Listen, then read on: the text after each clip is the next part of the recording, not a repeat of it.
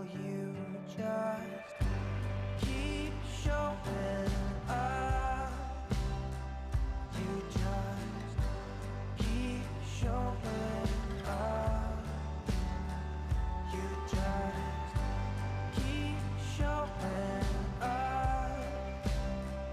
Yeah, you just keep showing up. I bet it isn't what you wanna hear from me.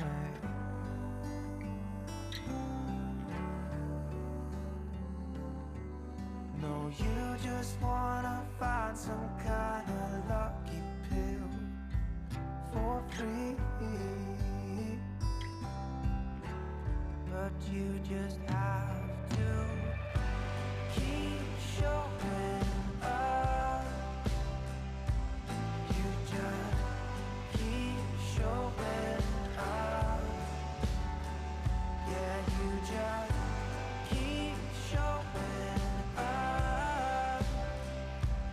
You just keep showing up. It's the only thing, if I know anything, that will set you for life. There ain't no quick fix or book of dirty tricks. There's just plain old sight.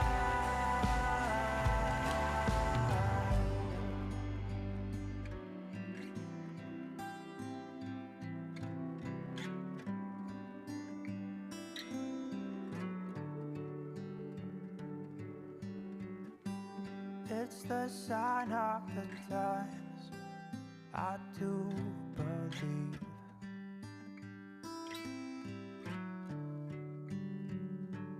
And with risk of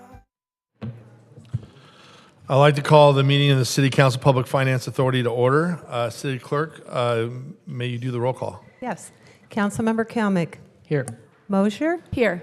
Vandermark. Here. Mayor Strickland. Here. McKeon. Here. Bolton. Here. Burns. Here. All present. Thank you. Council members, anybody who would like to make a comment? 3-minute comments. Go ahead, Councilwoman. Thank you. It seems like it's been such a long time since our last council meeting, so it's great to be here with everyone. Just a couple things that kind of happened over the last few weeks. Wanted to say congratulations and thank you to our Greater Huntington Beach Interfaith Council and all of the incredible volunteers as well as the city staff for the Community Day of Service that took place, I think it was now 2 weeks ago. Incredible projects happened on Earth Day, and we just really want to thank everybody for all of their excellent work. Also, let's see, this last Wednesday, we had Youth and Government Day, and I also wanted to just, number one, thank all of the interested students who were here. I think we had about 39 students who were here to work and walk around with all of our different staff members, different departments. They got to participate, ask a lot of questions. We had a mock council meeting. Wanted to thank Molly Umura for all of her efforts in organizing that. And also our youth board for such a great job that they did in also organizing the day. And then finally, I had the great opportunity and honor of being at the Surfscape event over the weekend that took place down at Huntington Street. And I just wanted to congratulate the entity SEMA for partnering with the city and hosting their first event here. It was a really tremendous success, consumer-oriented focus, bringing families together with all of these different surf brands, along with a focus on sustainability, bringing different panels, including with Surfrider, and talking about how important our ocean is. So I just wanted to say those things, and thank you so much. Thank you. City Clerk, do we have any supplemental communications? Yes, for this portion of the meeting for study session item 2, we received 6 email communications regarding the Oakview Library and Community Center Master Plan. Okay. City Clerk, do we have anybody signed up to speak at this time? Yes, we do. So I'm going to call everybody. There's a group of 8. If everybody could just come down and approach both podiums. Connie Boardman, Susan Wexler, Laura Sire, Amory Hansen, Claire Bostick, John Bostick, Larry Hirsch, Laura Lavin Vale. And before we move forward, I have to read this. At this time, the City Council will receive comments from members of the public regarding any topics, including items on the closed session agendas. Individuals wishing to provide comment on items may do so in person by filling out the request to speak form delivered to the city clerk. All speakers are encouraged but not required to identify themselves by name. Each speaker may have up to 3 minutes unless the volume of speakers warrants reducing their time allowance. Please note that the Brown Act does not allow us to discussion or action on topics that are not on the agenda. Members of the public who wish to speak directly with a council member on items not on the agenda may consider scheduling an appointment by contacting the City Council's administrative assistant at 714-536-5553 or emailing the entire City Council at city.council@surfcity-hb.org. Thank you. Please continue. Thanks for being here. Good afternoon, council members and Mayor Strickland. My name is Connie Boardman. I'm really happy to see a plan for expansion and modernization of the Oakview Branch Library. I've been a volunteer literacy tutor at that library and can attest to the usage that library gets and the need for expansion and modernization of the facility. I also hope there's a process in place to look at modernization needs of the other branch libraries in our central library as far as both modernization and repairs and infrastructure. For example, the Main Street Library has no air conditioning. Our summers are only getting warmer, and on summer afternoons in August, September into October, it can get really warm in that library. So I'm hoping that the city and the council will look at all of our branch libraries and our main library. Libraries in Huntington Beach have widespread support among the community members and offer very important resources from toddlers to people my age and older. So I'm glad to see plans in place for a significant investment in the Oakview Library, and I hope the council will continue to support our libraries and our librarians. Thank you. Amory, before you go forward, just let me make an announcement that City Attorney Michael Gates is in court in Riverside and will be showing up late. He'll get here as soon as his court date. As soon as he's out of the court, he's going to get to the hearing as fast as possible. Thank you. I can go Amory, ahead? thank you. All right. Thanks for being here. Thank you. Thank you, Mr. Mayor. My name is Mr. Amory Hansen. I'm speaking tonight in support of the Oakview Park Master Plan.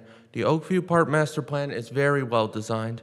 I am particularly supportive of the new culinary pavilion, which I feel will be a very unique addition to the Oakview Community Center. It is time to continue the work of improving Huntington Beach's parks. Parks make life better. Thank you. Thank you.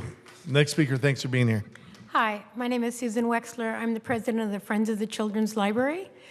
We're just very excited at the prospect of having the Oakview Library redone and the projects at the Central Library also. Our facility is used by so many people. I invite you to come to the library around story time sometime to see it for yourself. Thank you. Thank you so much. Next speaker, thanks for being here. Thank you. Honorable Mayor, council members, it is so good to be back to see you all here and actively involved in improving our community. My name is John Bostick. I've been in Huntington Beach since 1977, raising my family and now grandchildren. I consider myself extremely fortunate. I had grandparents, or parents, my parents, that were able to come and take my children when they were small to all the wonderful libraries we had, to drive them all over our community and neighboring communities to wonderful parks and recreational activities, to give them enhanced activities for their lives all summer long and sometimes during the winter, whenever my wife and I were both working. I think this is a wonderful opportunity in Oakview to make an investment that will provide wonderful returns for our future. It's going to be vital to providing productive citizens in the next generation. Just like I took my grandchildren, it was their turn over to drive them across town to get to the municipal gym and to the various activities. For people who live in Oakview, there's a tremendous demand. All you have to do is look at the activities at the library, the activities at the community center. It is making a tremendous difference and will make even more of a difference when they have expanded library, when they have activities for the gymnasium, for the park. People will be able to walk when they don't have cars available. Children will be able to have a safe place to stay and to learn and to grow. The future of Huntington Beach that we all look forward to. And I just want to encourage you to make that investment in our future. Thank you. Thank you so much. Next speaker, thanks for being here. My name is Claire Bostic. I'm married to the previous speaker. I am a volunteer member of Comunidad, and we work every Friday distributing food, clothes, things like that to the Oakview community. There are also other things that we do with Comunidad. And I want to tell you that I think it's a wonderful idea, the master plan you have for the library, not just for the library itself, which will practically double, I think, the number of books and opportunities, but there'll be classes all the way down to the little tiny kids. And then there'll be classes all the way up for people my age and older. It's an area that really uses the library for many different things, for English language learning,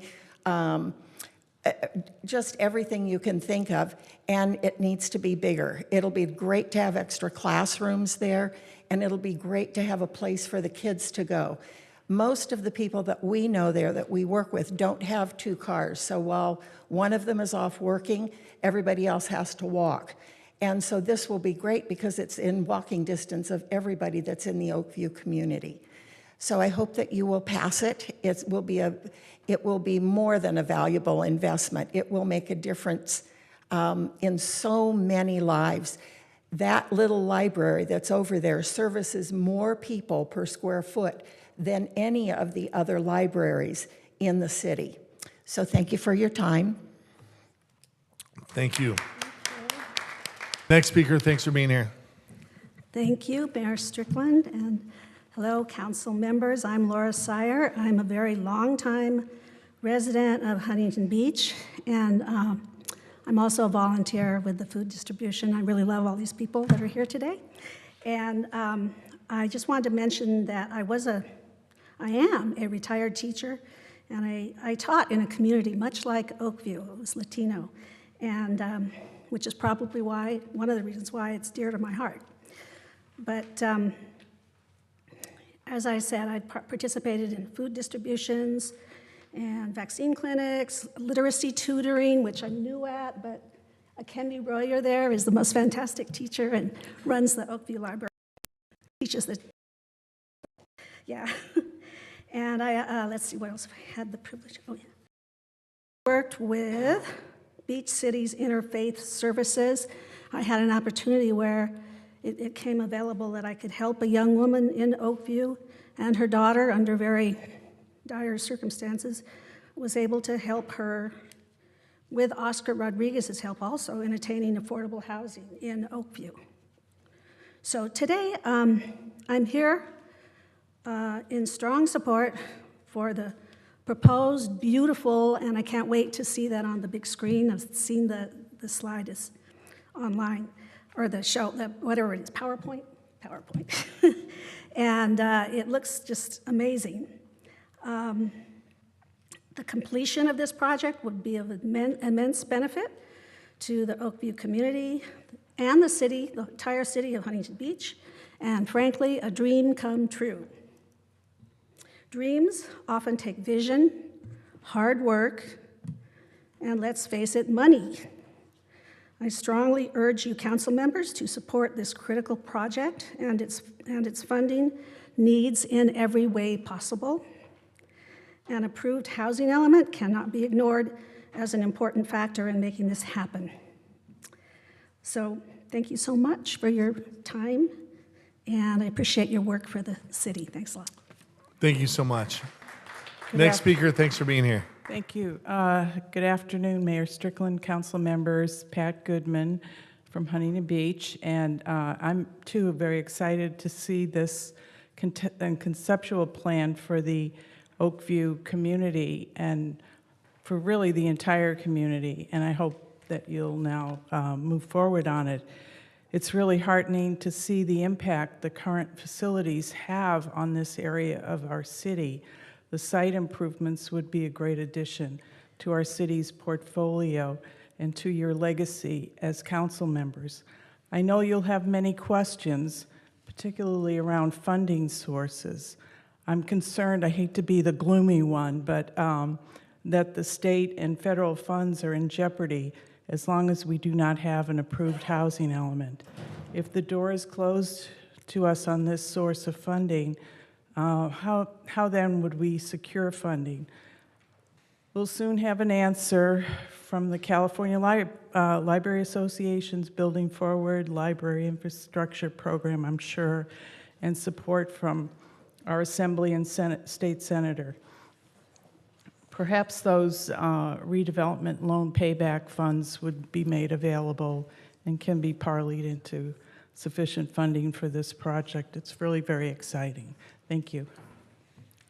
Thank you so much. Next speaker, thanks for being here. Good afternoon. My name is Laura Lavín Valle, and I'm a very optimistic citizen of this beautiful city, Huntington Beach. I lived here for almost 30 years. I'm very, very, very nervous. But I'm here to support this, this plan for a library for my community, Oakview. And the reason why is because I believe, this project, this makeover of this magnitude, it will make us feel part of Huntington Beach.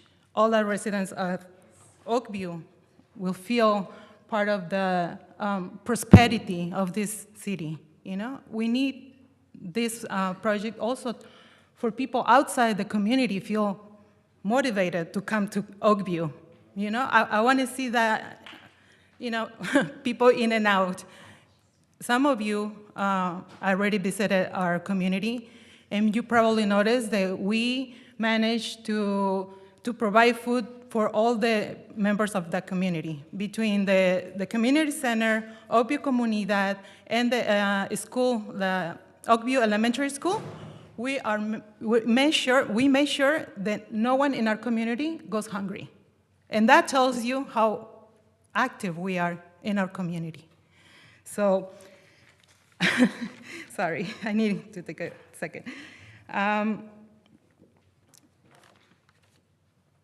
I thought I was gonna have only 1 minute, so I'm very optimistic. I think with this project and a housing element put together, it's only gonna give us, again, the sense of this, that we are part of this community. And the housing element is gonna provide the residents, the ones that we live here for a long time, to benefit from this project. Housing will give us the chance to see this project coming to happen, because I know it's gonna take a long time, right? So altogether, like I said, I am very optimistic. I want it all for my community. I want this library, I want housing, I want everything. Because we do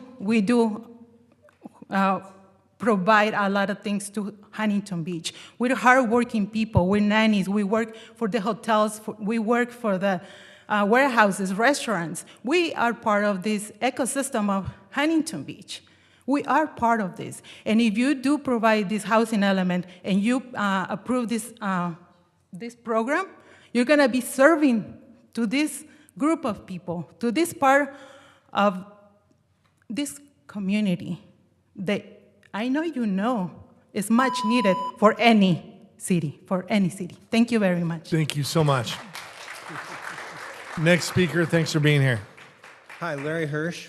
I volunteer for the Friends of the Children's Library, and I actually volunteer as a math tutor at the Oakview 2 days a week now. Now that I've retired, I'm able to do this. And that's what I choose to talk about. I wanted to impress upon you the impact that just that program has on the local kids that are in there. I heard someone say, you know, it's the most used per square foot. That's true. Sometimes I'm sitting at the table, I'd be there right now. Sometimes I would be sitting at the table with 2, 3, 4 kids, as would Elaine Parker, who also volunteers in this capacity. These kids are studying math, and they don't have a lot of basic math skills. There's a huge variance that goes on in what their education is. I was talking to a friend about it, and you know, he says, well, he used the word humbling. It's kind of humbling to realize that we all live in the same city, but my daughter, who was raised here, had such a different experience than these kids. These kids rely on that resource to help them get through school. And that's why I think expanding and building the library and offering these services could be very important to the community. Thank you. Thank you so much. Next speaker, thanks for being here. Hi, my name is Ned Lazaro, and I've tutored English and taught citizenship classes at Oakview Library for the last 6 years, and I'm a member of the Adult Literacy Board for the last 5 years. As I volunteered at Oakview, I quickly realized how important and how central the library was to the Oakview community. I also came to appreciate how limited the space was for trying to accomplish everything the library is trying to do there at Oakview. So it's very important that we have an expanded facility. I tutor on Tuesday nights. Before COVID, on Tuesday nights, every table and chair was occupied by tutors and learners. There was a citizenship class going on, and there's a large carpet in the room where all the kids of their parents were busy playing while they waited for their parents to finish. I don't know if you've been to the Oakview Library, but you know, it's one big open space and everything goes on there. The classes, the tutoring, the homework club, the arts and crafts, the puppet show and the magic show, and everything that the library tries to do for its community takes place in that one small space. And it can be very exciting, like when on Tuesday nights when the room is filled. I feel like it's like we're all in a big living room doing different things at different places, but also extremely noisy and very crowded. So I'm really hoping that we would have more space. But you know, the library is more than just a community meeting place. It is training learners to become more skilled and improve their abilities to go out into the larger community and make a contribution. And Huntington Beach, too, will benefit from these people because they will get their talents and skills as well. I've had a chance to look over the proposed new library, and I'm thrilled by it. I'm very excited by it. You know, our downtown library is maybe the best library in Southern California. It's one of our treasured resources, and I would look the same way upon a new library at Oakview. Thank you very much. Thank you so much.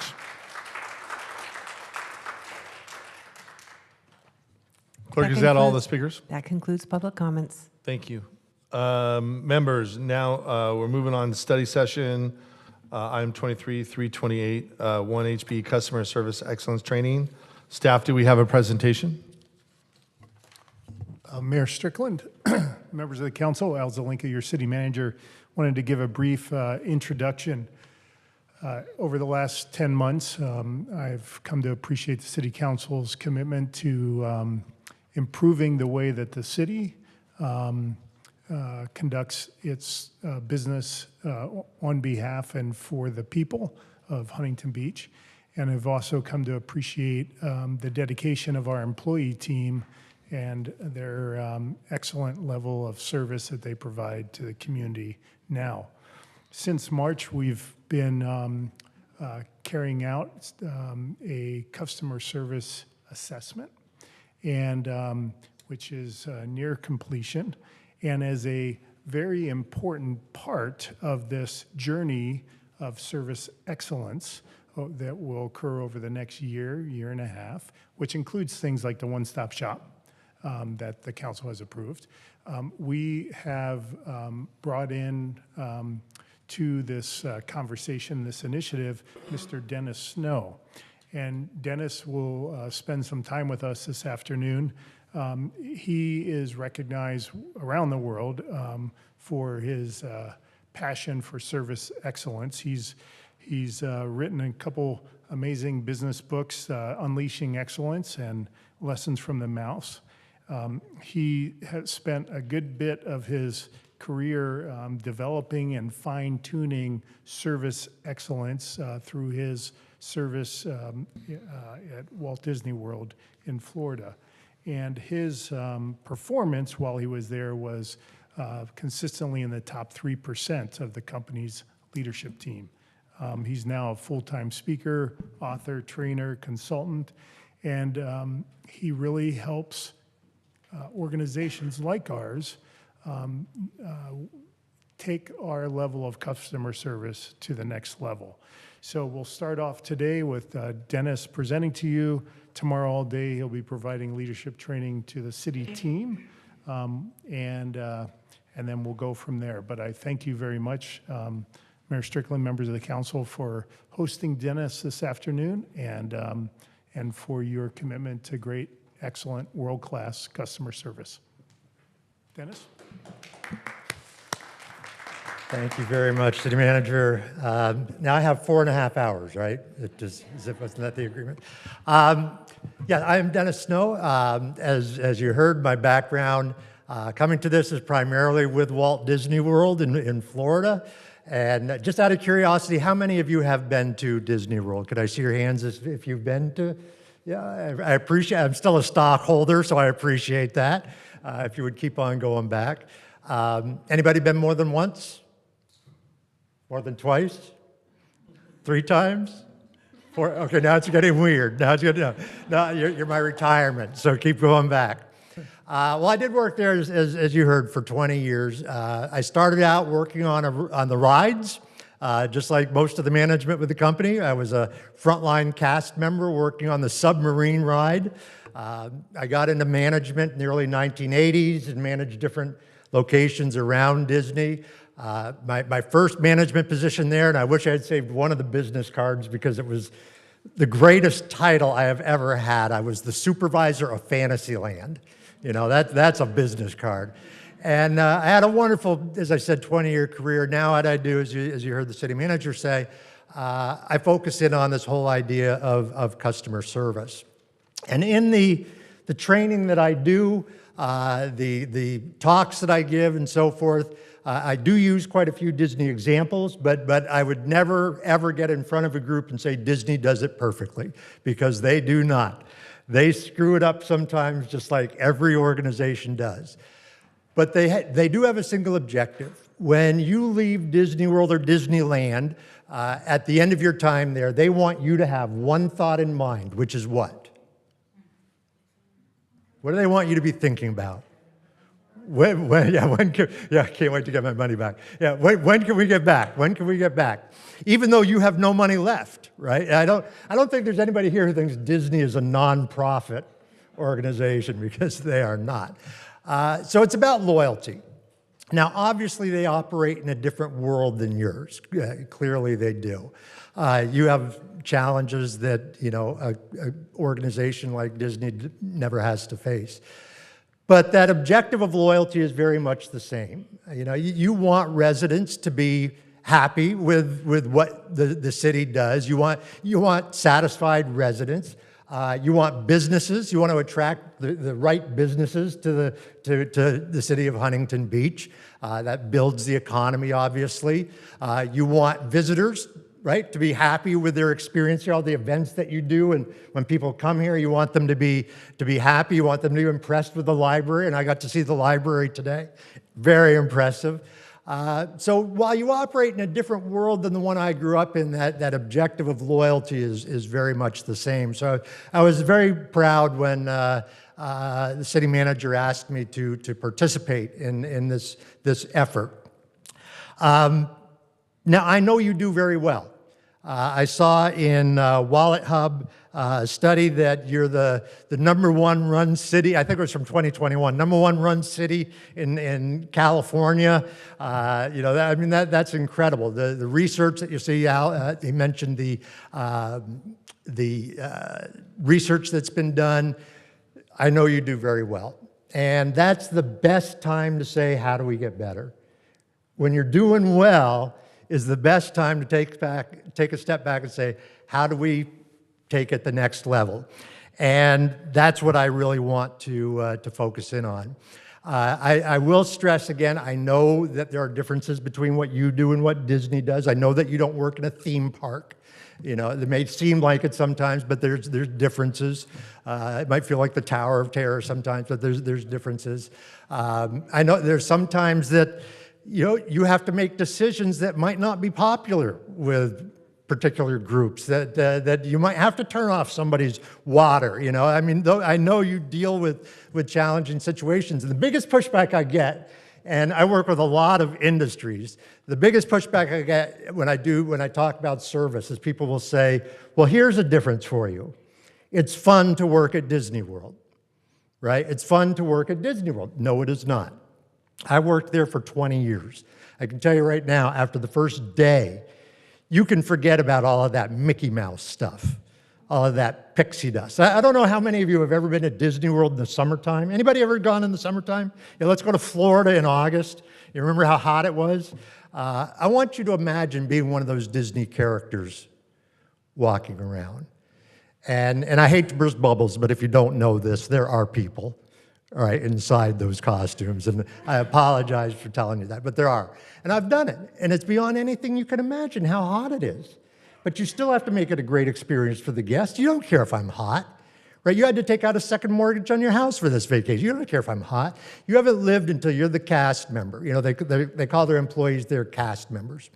You haven't lived until you're the cast member who they stick in front of Space Mountain telling guests that it's closed for maintenance for a month.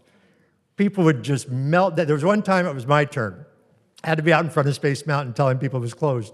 And this one guest who I will never forget, he came up and he had his 2 small children with him. And I had to tell him that Space Mountain was closed. And he just froze.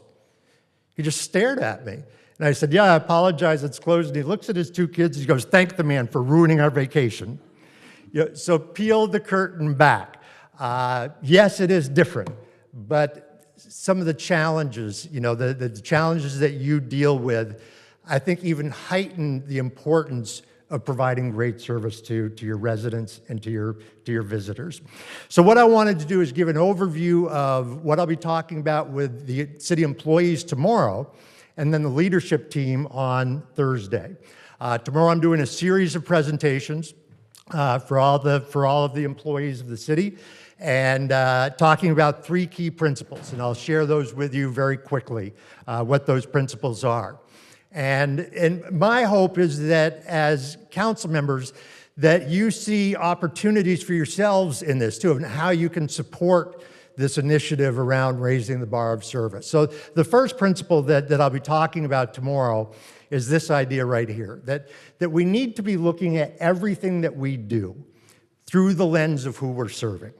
Now, that can be the individual resident, it could be a business owner, it could be a visitor to the city, it could be the city itself. It's whoever we're providing a service to. Sometimes it's an individual, sometimes it's a group. But the important principle is we need to see the experience through the lens of who we're serving, because most organizations don't. They'll say that they do that. I take pictures everywhere I go, and I was visiting a friend in a hospital recently. And I walked into this hospital. Now think about when you visit a hospital. That's an emotionally charged moment, right? I mean, you're visiting a friend that was in the hospital. So I walked into the hospital, and I was glad my phone had a camera, because I took this was the first thing I saw, was this sign. That sign does not help me, right? Especially those bottom 3 arrows. What exactly are those telling me to do? And so the question is, who designed the sign? Right? I had one person say a man, but that wasn't the answer I was looking for. It was designed by somebody who already knows their way around the hospital. It wasn't thought through the lens of somebody who's coming to visit. They haven't been there before. They're out of their comfort zone. And so when you look at the processes that your residents and your visitors go through, the idea is to look at them through that lens. And how can we make it, with the challenges that you have, the regulations and challenges that you have, how can we make those processes as user-friendly as possible? So looking at a few, responding to 311 requests, the hiring and onboarding process, that sets the tone for an employee's career with the city, how that goes. Community events that you put on. I know those are very important to your economy. So looking at those processes through the lens of somebody who's visiting. Public meetings, the permitting process, which I know can be challenging. Let's turn the lens around and see how we can execute this process through the lens of the person that we're serving. Various ways to get a beach pass, police and fire department interactions. And so I'll be talking about a way to look at processes step by step. And how can we make each step as good as it can possibly be through the lens of who we're serving? This is one that we did at Disney World a while back about getting guests from the park back to their hotel at the end of the evening. Because contrary to popular belief, the end of the day at Disney World is not a happy time. And if you've been there with your families, you know what I'm talking about. You're there all day long, right? Mayor, you said you've been there many times. You know how it feels.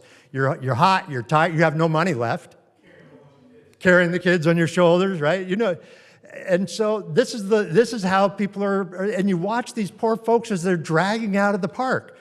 And so this is just one example, but we pulled together cast members that are involved in this process, and we mapped it out. Now, like any process you would map out within the city, there are internal things going on behind the scenes to make all that happen. But through your lens as the guest, that's how you get back. So how can we make each step excellent? And they came up with, just by engaging our people, they came up with wonderful things like the bus drivers. They'll get the kids on, they'll hold Disney trivia contests on the bus. They'll get the kids on the bus singing Disney songs on the ride. Entering the hotel room, the housekeepers, they'll do things like tuck in, you get the stuffed Disney characters when you're there. Your kids buy the stuffed Disney characters. They'll tuck them into the kids' beds. They'll position them with playing cards in their hands. And it all came about because let's look at this process that happens to our guests every single day, and let's look at it through their lens. And how do we make each step as excellent as it can be? So as a council, when you're thinking about all of the processes and all of the things that you deal with that I know are very challenging, just having that in the back of your mind, are we seeing this through the lens of who we're serving? Are we seeing these moments through the lens of who we're serving? The second principle that I think is critical in a municipality, as it is in a theme park, is this idea. Pay attention to the details because, and I hope this becomes embedded in the culture of the city. I hope this just becomes part of the language. Everything speaks. Everything speaks. Every detail from the appearance of your facilities to the beach restrooms, to the tone of voice of the concierge, to somebody that I'm talking to on the telephone. Every detail is either enhancing your city's brand or it's detracting from the brand. And what I believe you want 1,500 employees thinking are the details saying what they're supposed to say, because they're saying something. As I said, I take pictures all over the place. The city manager mentioned one of my books, Unleashing Excellence. The co-author on that book with me, we were out doing some presentations, and we were getting on this small commuter airplane in Abilene, Texas. One of those really, really small planes. And as we got on the plane, I said, "Terry, look at this." And I got again, my phone had the camera. I got a picture of it, and I got a close. I don't know if all of you can see that. There was duct tape on the wing. Now, everything speaks. What would that say to me as the customer? Right. Now, it does say something about my intelligence. I still got on the plane, but that's a different issue. But like most of you, I'm guessing, I'm a big believer in duct tape. But that's moving me too far out of my duct tape comfort zone. And this is one of those planes that's so small that the pilot is the flight attendant. So I got on the plane, I said, there's duct tape on the wing. And the pilot said, oh, no, that's high-speed aviation tape, okay? Everything speaks, okay? You tell me, what is that? That's duct tape, and it's not building my confidence. And so you think about it, and this is one of the things I'll be challenging employees to be thinking about during our sessions tomorrow, is in your world, what's the duct tape? And it can be something as simple as getting different answers from different people in the city on the same issue.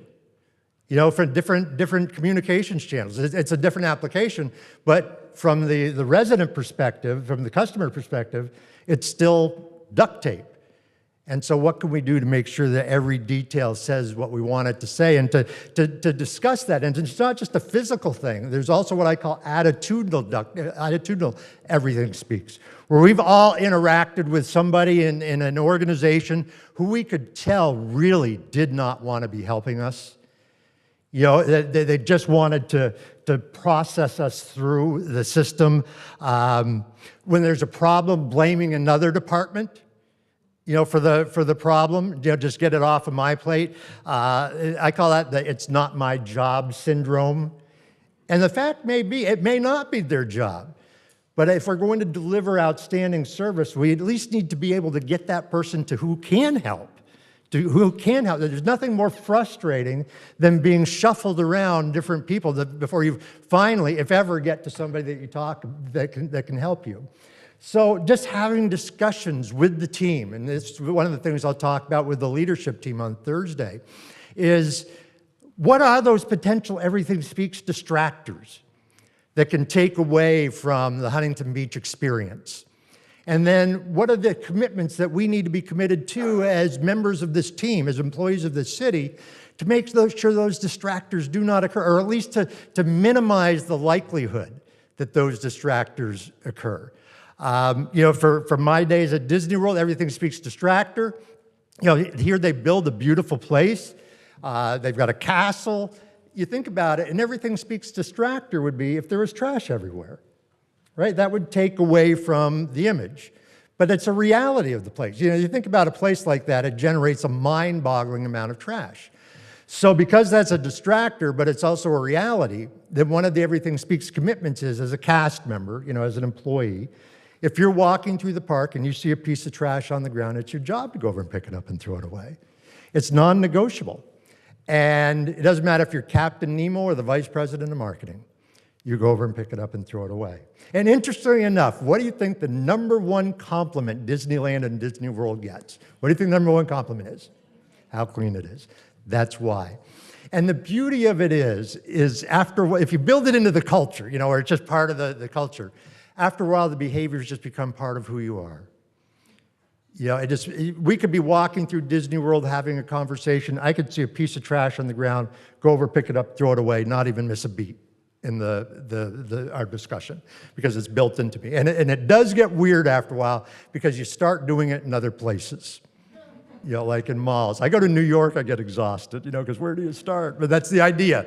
You want it where I can't help myself. It's just part of the way I do things. So representing the city of Huntington Beach in the way you want it represented, that's the key. 1,500 people thinking that way.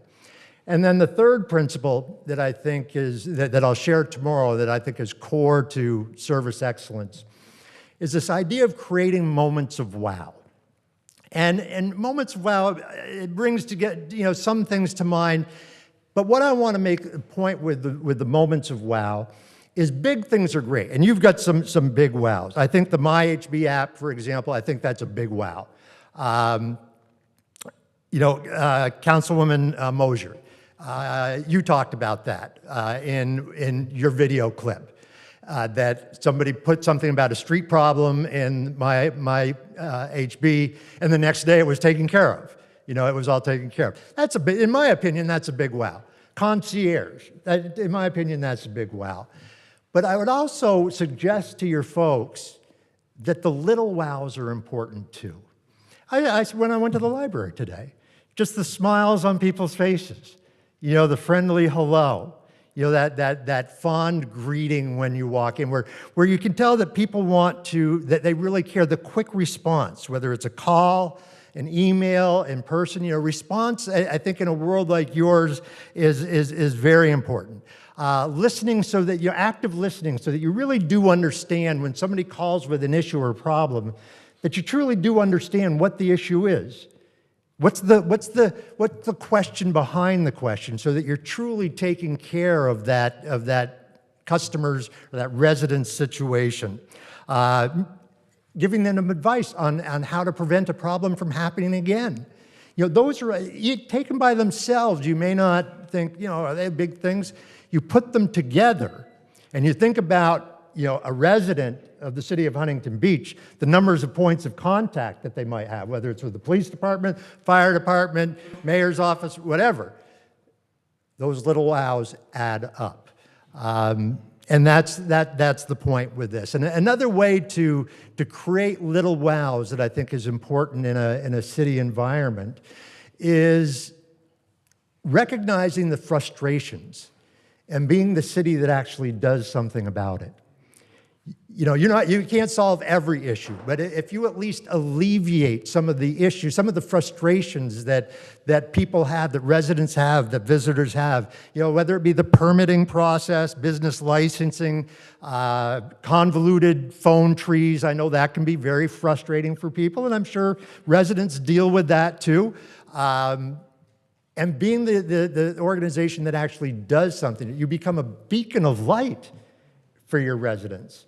So those of you who have been to Disney, you've probably experienced this, where you've got a small child and you're going up to one of the rides and you're just about to board the ride, you're just about to get on the ride, and it turns out your child is not tall enough to go on the ride.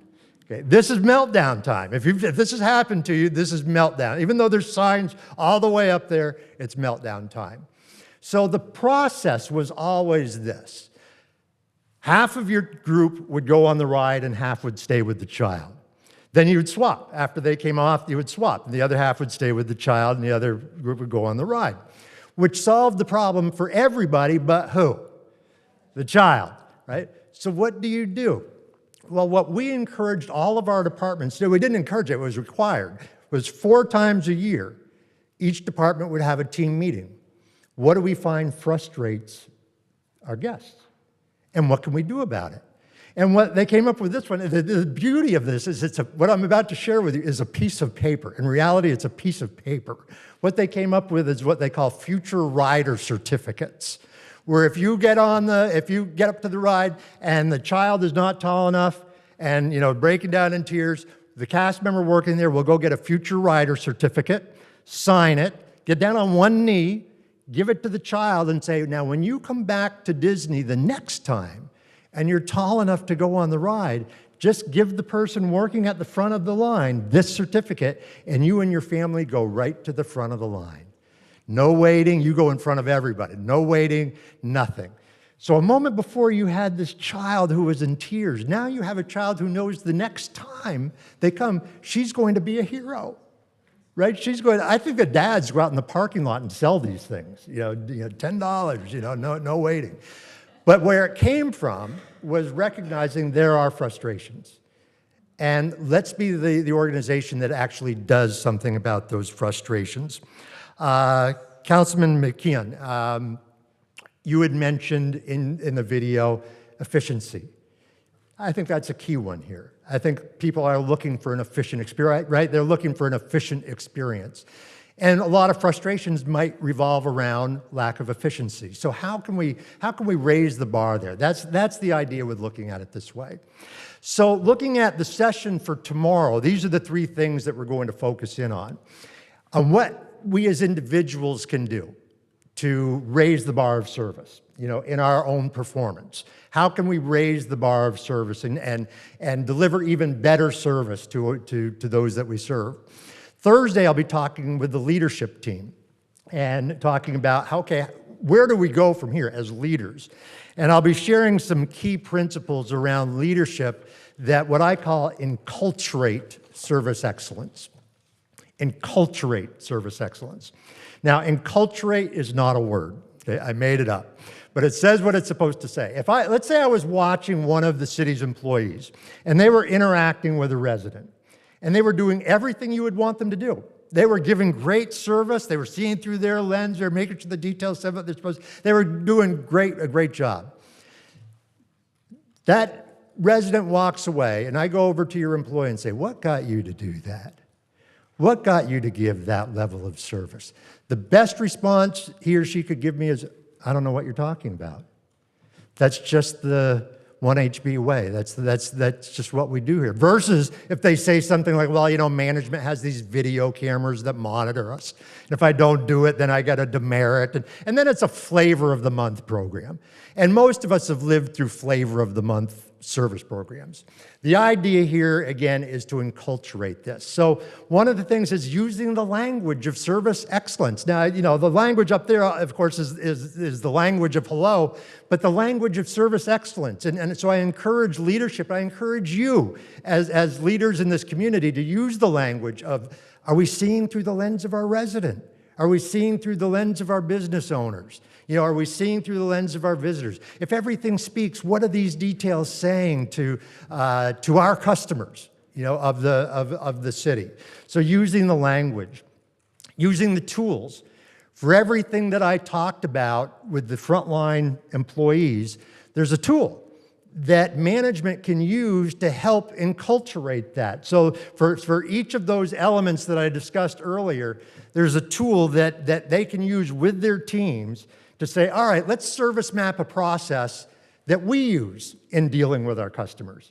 And how can we make that process as excellent as we can? If everything speaks, you know, what are those potential distractors? And then what are our commitments to it? So using the tools. Train and communicate relentlessly. Mayor Pro Tem Vandermark, you had mentioned in the video the commitment to provide training. You know, and that's one of the questions I used to get when I worked at Disney is people would say, how long is the training at Disney World? How long is the training? What's the answer to that question? Yeah, from the moment you say, I'd like to have a job here, to the moment you leave, everything in between is training because you're surrounded by it all the time.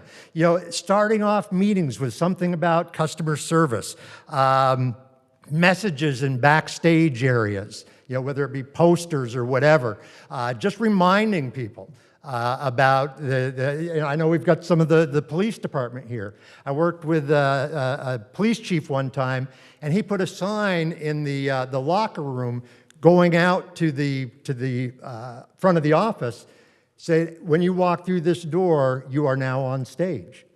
I thought that was pretty cool. I thought that was a pretty good idea. Just one little thing to say, hey, remember, you know, everything speaks. Every detail is saying something.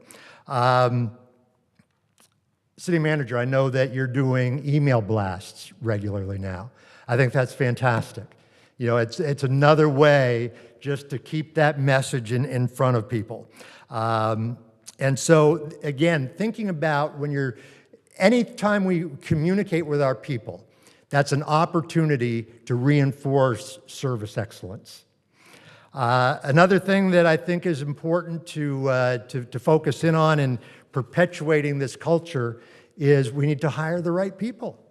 You know, which is tough. It's a tough thing to hire the right people. So one of the things that we'll talk about is the interviewing and selection process. How many of you are involved in hiring people in a business? How many of you are involved in hiring people? Oh, okay, I figured. How many have ever hired the wrong person? Yeah. There's more hands up on that question than there were with the first, which makes no sense. But when we made that mishire, we thought it was a good idea at the time. And we'll even use these words, I needed the body, right? I needed the body. And what did you get? A body. Now, I know it's tough to run short staff, but I also know it's much harder when we hire the wrong person because it poisons the well. So, you know, one of the questions that I used to get, and I still get when people find out that I used to work for Disney, They would say, how do you get your Disney people to be so friendly? How do you get them to be so friendly? What's the answer to that question? You hire friendly people, right? Because there are mean people out there. And what do most organizations do when they have a mean employee? They send them off to a courtesy class, right? And that person's been mean for 35 years. I don't care how good that courtesy class is, it's not changing them. You send somebody who's wired to give good service, and you send them off for training. They can take it to another level. They can take it to a whole other level. So it's making sure we're bringing the right person, modeling the 1HB culture in the hiring process, because training actually begins then. When somebody says, I'm interested in working here, in whatever department we're talking about, I'm interested in working here, that's the moment training begins in the city. So are we modeling the culture in the hiring process? This I find is a missing opportunity in most organizations that I work with. Accountability. When I see organizations struggling with service, and they've done so much work, and I dig deeply into it, I usually find this is the piece that's missing. They'll talk about all of this, they'll reinforce it, but they don't hold people accountable for it. And there's a great quote that I heard one time. I don't know who said it. I've Googled it. It's been attributed to many people. All I know, it wasn't me, but it's my favorite leadership quote. It says, intolerable service exists because intolerable service is tolerated. And I love that quote. So as leaders in the organization, we need to hold our people accountable for the level of service that they give. Now, again, they're dealing with challenging jobs. I understand that. But what I would say is a key role for any leader is never let the coaching moment go.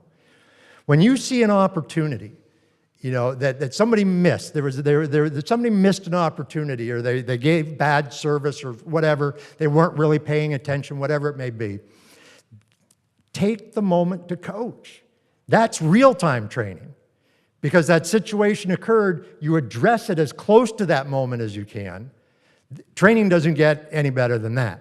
That's real-time training. And another area where I would ask the city council to assist, and you may already do this, all right, but I think it's important as leaders in the organization, is the other side of the accountability equation, is never let the recognition moment go. When you see or hear an employee giving great service, one of the most powerful things that you can do is to go over to that person and say, I saw how you handled that, or I appreciate how you handled that. That has, I'm not against prizes and cash awards and all that, but nothing beats that. Nothing beats that genuine appreciation from your leaders. So never let the coaching moment go, never let the recognition moment go. And then finally, and this is kind of the umbrella to put over everything, is as leaders, we need to walk the talk of service excellence. Our people watch us as leaders. They know what we really value.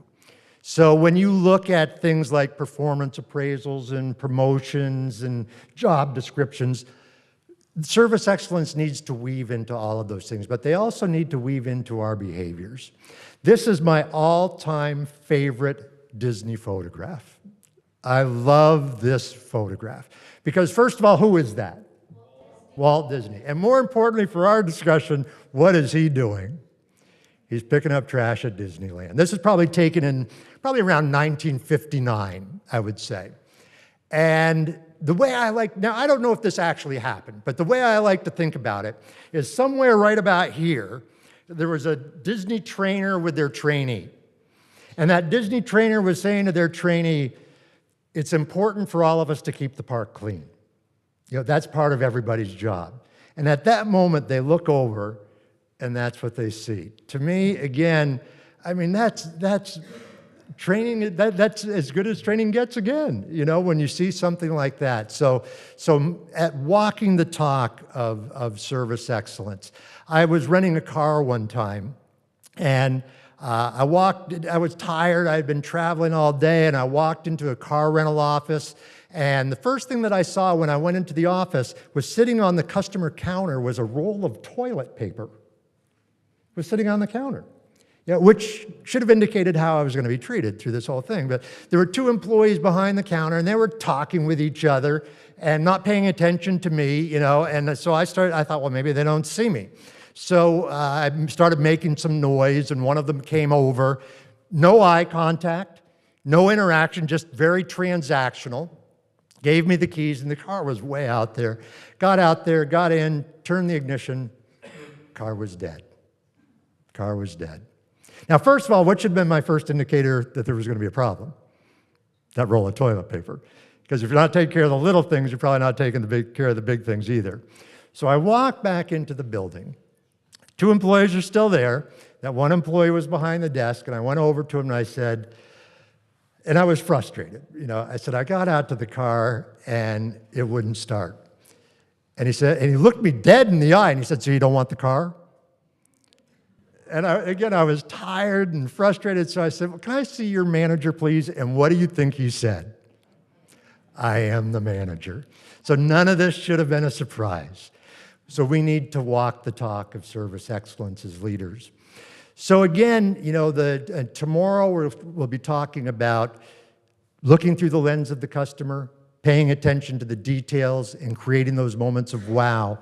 And then on Thursday, as leaders, using the language of service excellence, using the tools, training and communicating relentlessly, and I love that word, relentlessly, hiring the right people, holding everyone accountable, and walking the talk.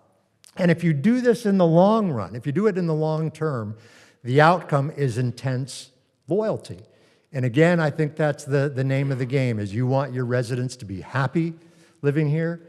You want businesses to be happy, you want to attract the right businesses, and you want your visitors to be impressed with the city of Huntington Beach.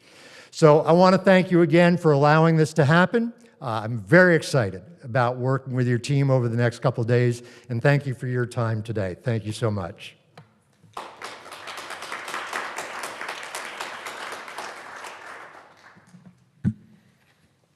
Thank you, Mr. Snow.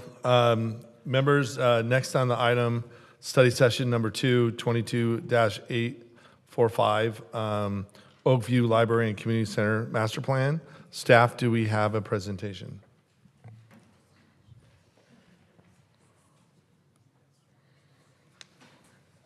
Yes, just a moment. Thank you.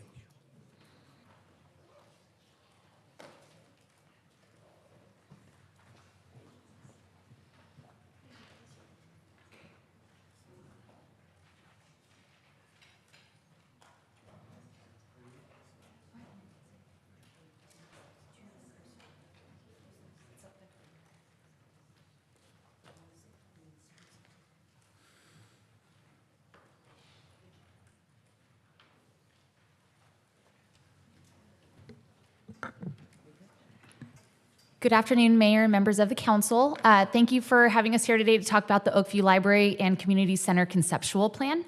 Before we get started, I wanted to quickly talk about the facilities that we'll be highlighting. The Oakview Community Center is about just under 6,500 square feet, comprised of 2 portable units, which includes the Family Resource Center and a gymnasium. The Family Resource Center was dedicated in 1977, and then the gymnasium was later dedicated in 1984. So the facilities are aging. And in 1991, the Children's Bureau began serving the Oakview community at the Family Resource Center. And in 2003, we executed a non-exclusive license agreement with the Children's Bureau to continue providing services. The Oakview Branch Library is just under 4,200 square feet and exists on the Ocean View School District. One portion of the facility was opened in 1995 using CDBG funds, and then the second half of the building was constructed in 1998 using additional CDBG funding, and that entire structure is also comprised of 2 portable units. And we currently operate that facility with city staff, but through an agreement with the Ocean View School District through a lease agreement. And so before we get into the details of the conceptual plan, I think we'd be remiss if we did not discuss or highlight all of the programs and services that both facilities offer to the community. And so in front of you on the slide are the family resource data for for the number of individuals that have been served from January 1 of 2022 through March 31 of 2023. And I think what's most notable is they've met all of their county requirements as far as interacting with individuals as of February of 2023. So this location, there are a number of service providers through the Oakview Collaborative and the Family Resource Center.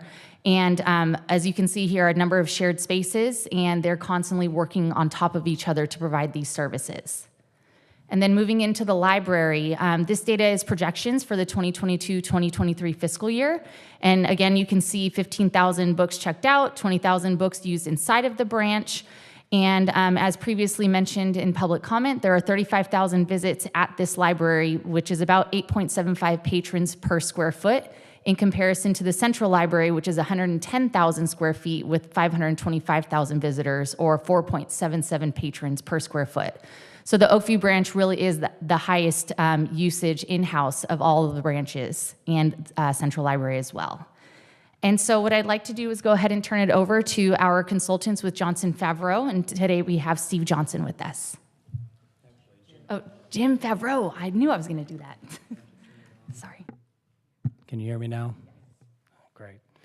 Mr. Mayor, council people, thank you for having me today with you for a brief period of time. I promise to you is to describe a year's worth of work in about 10 minutes or less. But know that I believe you each have a copy of the final report that describes and memorializes in detail the effort that took place over the last year. And I believe it's also available to the public via the city's website. We began with first understanding the physical characteristics of the site that we were dealing with, which is shown here, just to get you oriented a little bit. North is to the right. Nichols Lane is on the top of the image, Oak Lane on the bottom.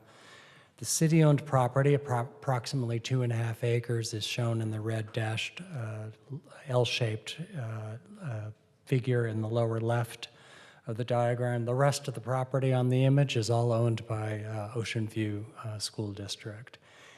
There are 3 facilities that were under discussion in this effort. One is a daycare center, which is already in the process of being vacated. Their program's being taken over by other parties. The 2 others being the Community Center, Family Resource Center, and the library. And as you can see, the library itself sits not on city-owned property, but on school district-owned property, whereas the school's parking lot sits on city-owned property. This is an aerial view of the same condition in its existing condition, with Nichols Lane on the upper right, Oak Lane on the lower left, where you see the library on the right sitting adjacent to the main building of the elementary school, Family Resource Center, Community Center sitting to the left of that, within city properties, and the daycare center at the top of the image on the left.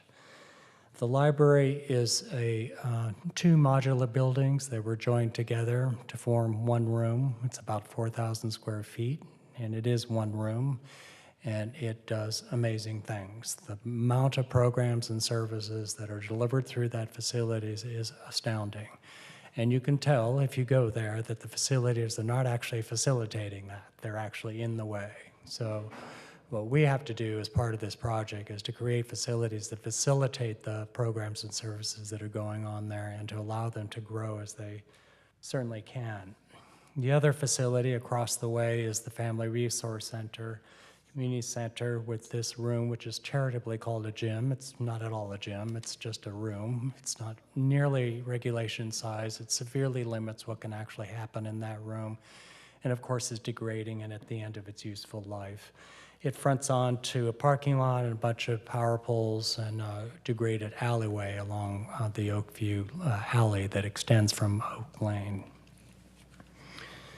So, together with the community, in analyzing what was going on there, we set about some goals to figure out what we can do to help them. And then first and foremost was to enhance the services through those 2 facilities through better physical facilities, improve park open space and recreation opportunities for the entirety of the community, build parking. Parking, as you well know, is a severely undersized asset in that neighborhood in general, and for those facilities in particular. There are constant competition between a variety of parties who want to use the parking at various times during the day and week. And then finally, to consolidate all city facilities onto property that you actually own. We did so with a lot of help. There was a very extensive community outreach process with a full array of constituencies in individual, small group, large group formats, everyone who uses the building, everyone who occupies the building, everyone who knows about the building, whose lives revolve around the building were involved in the process. And in addition, there were 3 at-large community town halls that were held across 21 and 22. And the outcome of that process is the following. There will be a new 2-story combined community center and library building you see in the L-shaped configuration with a new 12,000 square foot gymnasium. It's a single court regulation side gymnasium in the oval building that you see across the way. New outdoor facilities and park open space to be included on that site on city-owned property entirely. 63 new parking spaces serving both the facilities and the neighborhood. Easily accessed from the neighborhood and pedestrian access from those facilities onto the site. And all of it will take place on city-owned property. So the library will include a children's library 3 times the size of the existing one. It will include highly flexible spaces for story time, which, as you may or may not know, is one of the most highly performing aspects of a children's library, both for parents and children. Arts and crafts, variety of tutoring and mentoring programs. There will be a new teen library. These are probably the most underserved constituencies in libraries across the state. And this is a community that indeed would benefit from that attribute in terms of giving teens a place to go and to nourish their lives after school hours while both their parents are working until dinner time. And also, group study rooms are probably becoming the most popular aspects of libraries now across the state.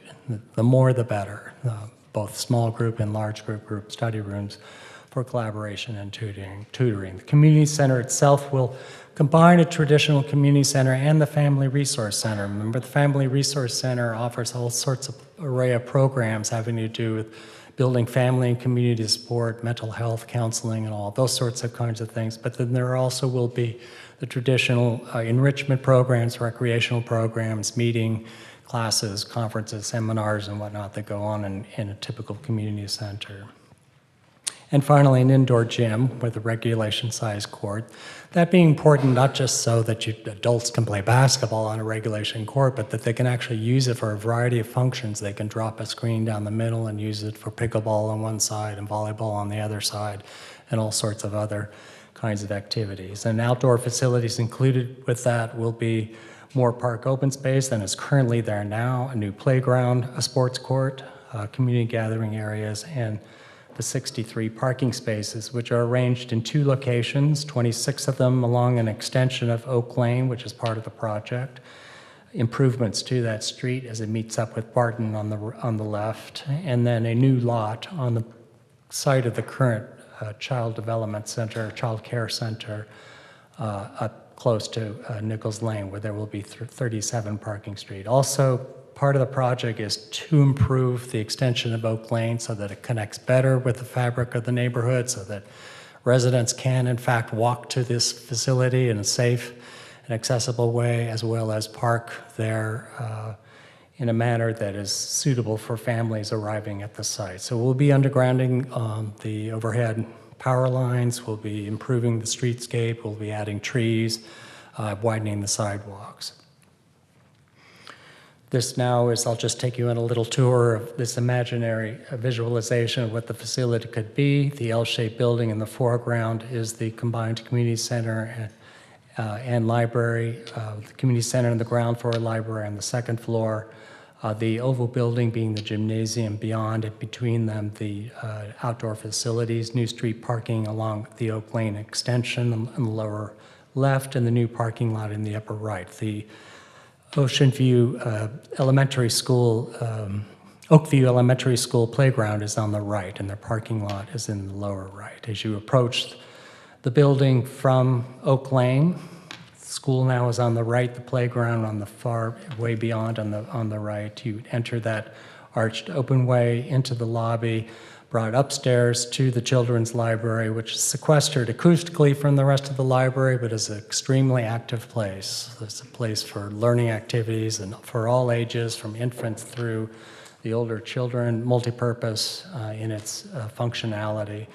And then as you lead through the upper leg of the library towards where all the adult reading rooms, seats and stacks are placed, and finally into the more formal adult reading room. Here now you're looking east out across the, west out across the school district's playground field through that window there. And as you come downstairs with our back to the playground, you're looking back into facility at the ground floor, which completely emerged from our outreach with the community. They really were quite vocal about wanting a nutrition, wellness, and culinary arts facilities. It's really central to how their community operates for all sorts of things, learning how to cook well, learning how to make the relationship between food and cooking, learning how to create meals for festivals, even incubating small businesses for food preparation. It was central to them, to the heart of what the new facility could and can be. And finally, into the community center at the ground level, there will be classrooms that can be opened up into a 100-seat community meeting room, as well as exercise fitness studios for variety kinds of mainly adult-oriented classes, which will complement what happens in the gymnasium across the way. And in addition, the children's playground area at the intersection of the two wings of the community center building. Here we're looking now north across the play court, the nutrition culinary center on the left, the library reading room on the upper left at the second floor, the Oak Street extension on the right. Here we're hovering above the Oak Street extension, now looking towards the east, and you see on the right the community center, on the left the gymnasium. And as you approach with that improved, that'll be quite nice, finally, side of the property as it relates to the property of the residential neighborhood of Oakview, with entry into the central portion of the site, which houses not only the playground and the sports courts and formal community gathering areas, but together with the culinary center will actually operate as an event space for community facilities that we're quite confident happen on a fairly frequent basis, given how we've observed how this community lives with each other and in this community. Thank you. I guess I should just conclude with a couple of fun facts. One is that staff has determined that CEQA is not necessary. It's likely a categorical exemption. And there's Measure C to contend with. It's rather cryptically written, Measure C is, but our staff and the city attorney do believe that despite the fact that we're actually increasing open space within city property, this will have to go out for a ballot measure to be approved by the community at large. The cost of the project, as estimated by the cost estimator, who, by the way, keeps us at an arm's length. This is their estimate, not ours. It's based on their knowledge of the market and their database on what goes on in Southern California for buildings of this type in this geographic area of the world. About $28 million for the combined library community center, about 16 for the gymnasium, another 12 for all the site work that I described, for a total of about $56 million in construction cost, plus the city needs to budget for itself another $11 million for soft costs, for a total project cost of approximately $66.6 million. We and staff and many others are looking into all sorts of funding opportunities. I'm sure you're well of the California State Library program, as well as I know Public Works is looking into public-private partnerships, and I think there's work going on about your state, working with your state assemblyman for state grants, which we happen to know through our experience is there. We've been working with other cities who get their state assembly people to actually earmark funds for their specific projects. So We and staff have some suggestions for what proposed next steps might be, which are to perhaps forward this plan to Community Library Services for further feedback from them. And with that feedback and your feedback, take it back to you for formal adoption as a project that you may be interested in implementing, and then to begin initial design work on that. It is important to understand that Measure C is quite explicit that you need a degree of development of the project before you can put it out to the voters, which, without getting too technical, is about 2 design phases into the design process. You should also know, though, that the funds for that are already accounted for in the 22-23 fiscal year. It doesn't require any additional allocation of funds on part of Council to proceed with those 2 design phases. And they are also necessary if the project is going to go in front of the community. And finally, to continue to work with staff and everyone else on identifying future funding opportunities. That concludes my presentation. Thank you.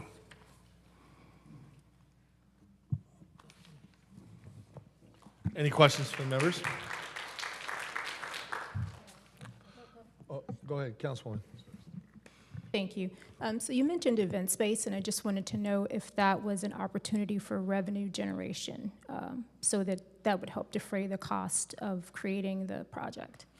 You're referring to what we call the culinary? You mentioned event space, I guess. So yes. Either yeah, or. the indoor and the outdoor facilities, that's something that staff can absolutely work with as an income generating facility, for sure. Any other questions? Go ahead.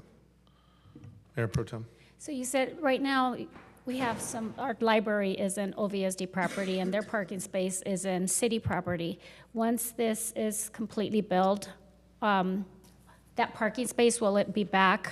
Will OVSD be responsible for that whole parking, or will they still have access to the parking spaces? They will not have access to your parking.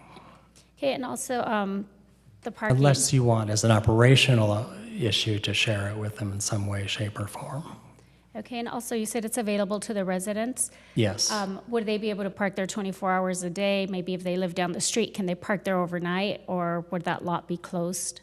Also operational, that's not really my area of expertise, but I imagine after library hours that it would be available for. That's correct. We residential can make it use. available 24 hours if we wanted to.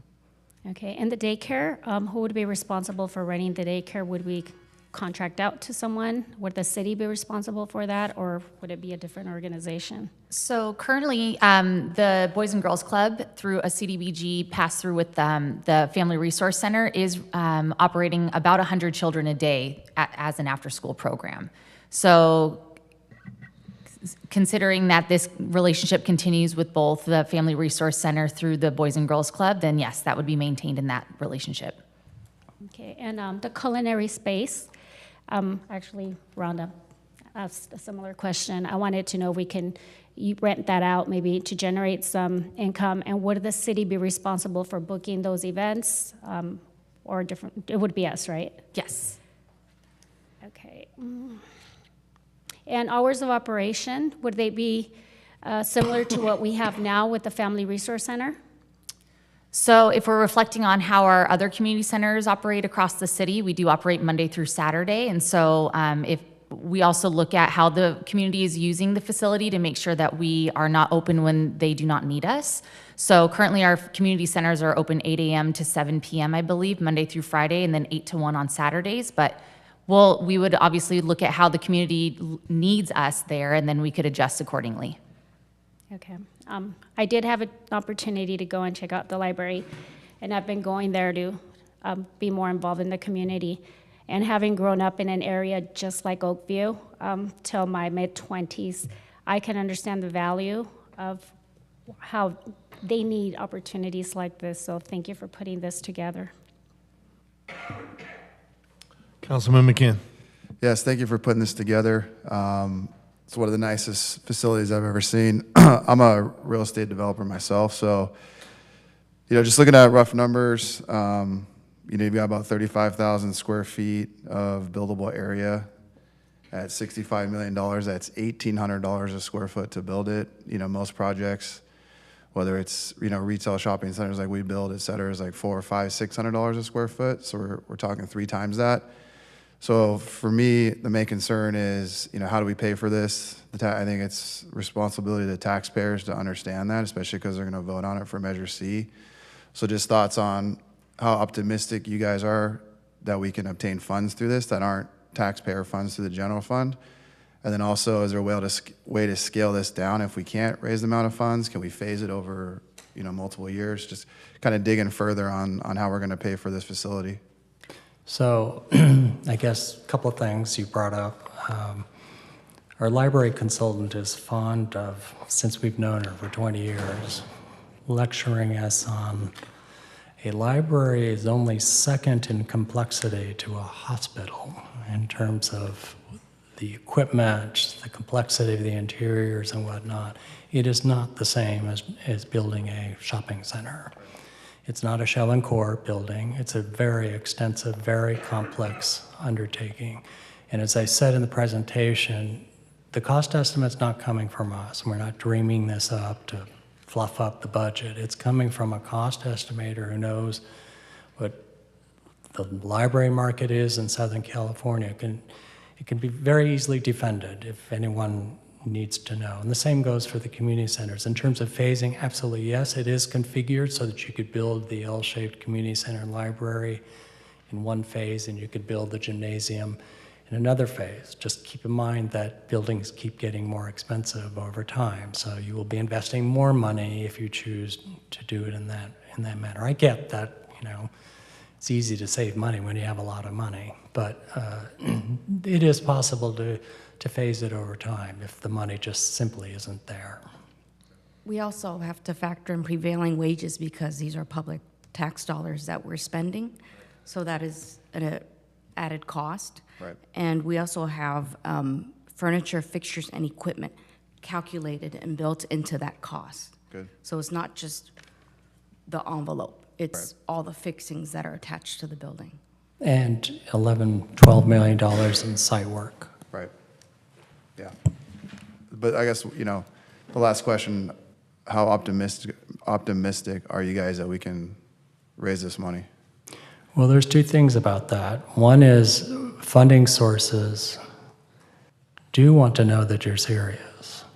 They're not going to take these sketches on a page to feel that you're serious. You know, I suppose you could see it as a catch-22. You have to make some degree of investment in order for the state to really be confident that you're serious about going the full way on the investment. Right. So to answer that question is I actually believe you do have to put forth some effort to show that you're serious about the effort. Then I think you do have quite a bit of resources at hand, and I am confident that you can. Well, I guess just if you could put a percentage on it. I understand we have to have plans drawn to go to the next step. That's already been budgeted.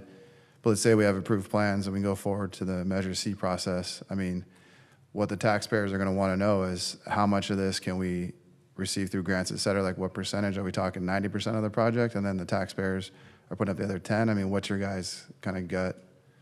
I know there's opportunities out there, especially with Oakview being a disadvantaged community. Right.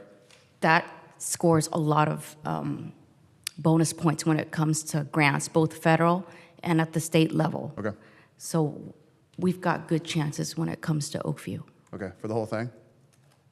90%. I think you're in good shape for 90%. Good. That's just, you know, we've already received a lot of questions, so I just want to get that out in the public, so that's good. Thank you. Yeah, of course. Yeah. Councilman Calmet. Thank you. Yeah, excellent presentation. I had actually not seen the renderings until the staff report, so it was actually really surprising to see the level of detail that was even included in that. So thank you. Yeah, I mean, I take my daughter to this library. It's our closest library to my house, and it's definitely used. And it's I think for the community to have a space that's not two portables, I think is really important. Obviously, we have a couple other libraries that are going to need to get in the queue as well, but I think the funding mechanisms for this, I think, are going to be more advantageous based on, unfortunately, some of the issues that occur in the community, be it the EnviroScreen issues or the disadvantaged community issues. So it's really kind of exciting to see that we could probably piece together enough funding to make this go, and if we can phase it, if that has to happen, then so be it. Obviously, Measure C, I think we're, as a city, very frightened of Measure C, and ever since I've been here, I think we've done one Measure C vote since it passed, which was the senior center in the park, and that was 50.1 to 49.9, like that was a squeaker. And I think that, as we move forward, we're starting to see some issues with other parks and facilities that are going to require Measure C votes. And obviously, we have to have this will be CEQA exempt, so that makes it a lot easier. But I think we need to be less fearful of Measure C, and I think they look at it as a positive that that we are asking folks that we're going to go out and repair the things that we do as a government, which is libraries and parks and open space and community centers, and that's what we're great at. And I see a lot of space in here for revenue generating facilities in addition to great functions within the community. One of the things I wanted to see was a place for people to cook, and ideally, hopefully, get some of the food trucks out of the community with generators running in the street to places like the community center as a place to gather. And I think the additional parking could be, that's actually a really interesting point I hadn't thought of. It was 24-hour parking as well, as we add some parking spots in there. Because I was wondering why we're building so much parking, but I feel that seems to solve that problem. So I'd like to see this continue to move forward and go through the process, and we can come back and once we've got some more leaves on the tree and see what we come up with. So thank you.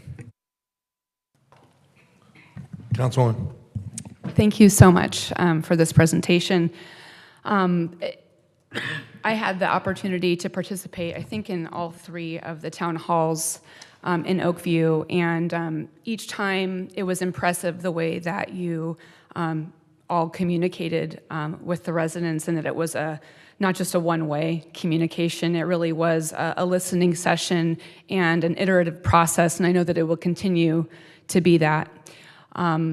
And I know also with the tour that we received last week of the premises, which I've been to before, but to see it in a little bit of a different way was really important, especially going through the Family Resource Center, and you look at the infrastructure. Number one, they're portables, right? But the ceilings, the way that this space is used, it's used so well that it's very worn in, almost worn out.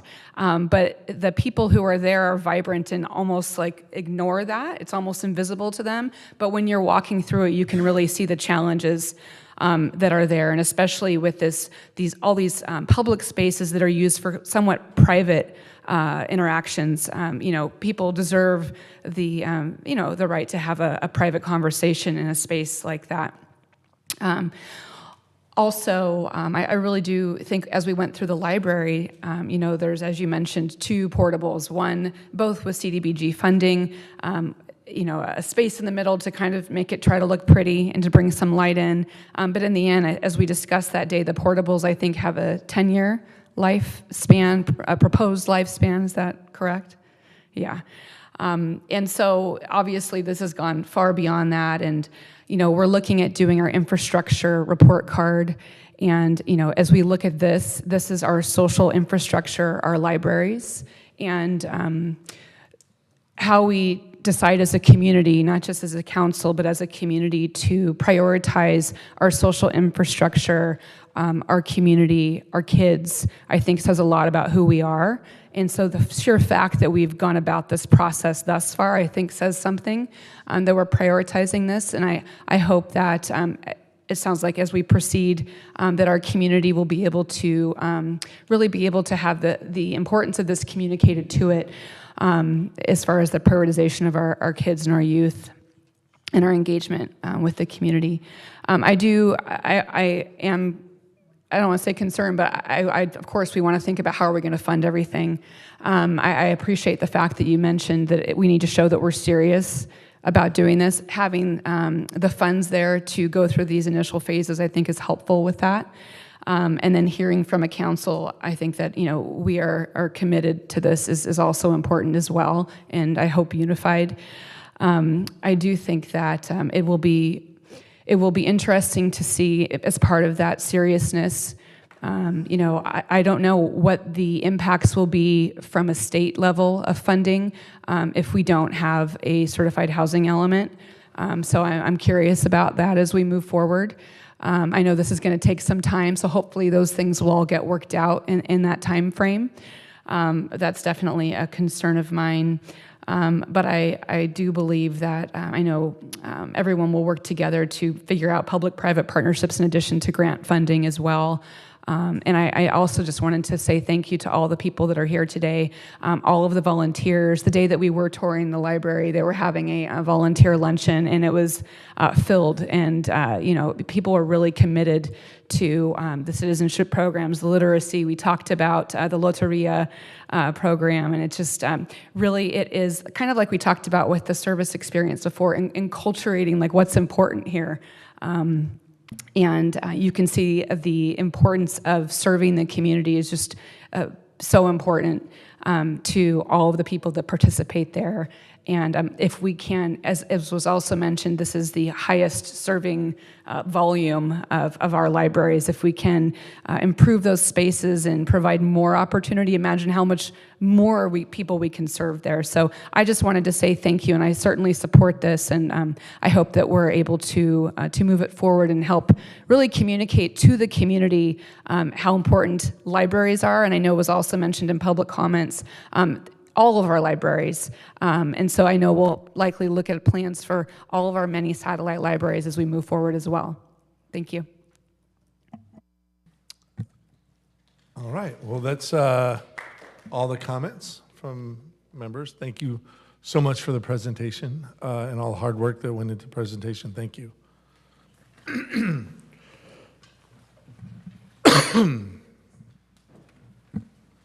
Members, now we're going to go on the agenda to closed session announcements.